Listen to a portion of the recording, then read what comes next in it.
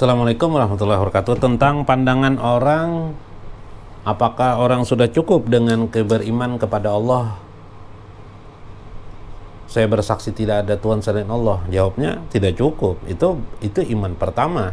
Rukun iman saja ada 6. Rukun iman saja ada 6. Ada tasyhadu an la ilaha illallah wa tasyhadu anna muhammadar rasulullah, baru 1. Yang kedua, iman lil malaikati, malaikatnya, wa kutubihi, kitab-kitabnya, wa rusulihi, rasul-rasulnya, kemudian yaumil akhir, hari akhir, kemudian yang keenam qadar. Saya bertanya tentang malaikat. Apa Anda melihat malaikat? Tidak. Kalau Anda tidak melihat malaikat, Anda yakin, sudah cukup. Ya, itu yang pertama. Itulah mu'alaf, sama dengan mu'alaf. Apa bedanya dengan mu'alaf Anda? 2. Kitab-kitab Allah. Selama ini yang jadi bahasan kitab, ada kitab Injil, Taurat, Zabur, tidak usah dipikirkan itu. Kitab Al-Quran, apakah sudah dipelajari semuanya? Jangan-jangan sebagiannya kita mengingkari ada.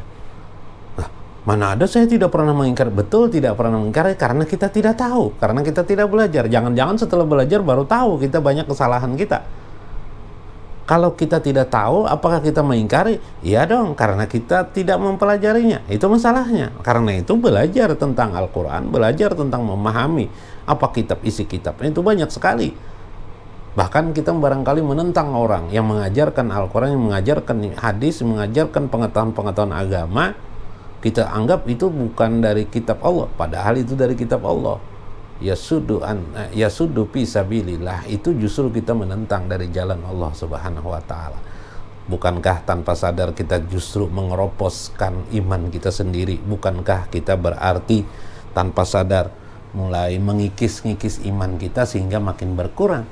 Karena itu belajar agama itu penting, memahami agama itu penting supaya kita tidak terkeropos sendiri dalam keadaan tertentu. Belum lagi qada dan qadarnya, belum lagi yaumil qiyamah.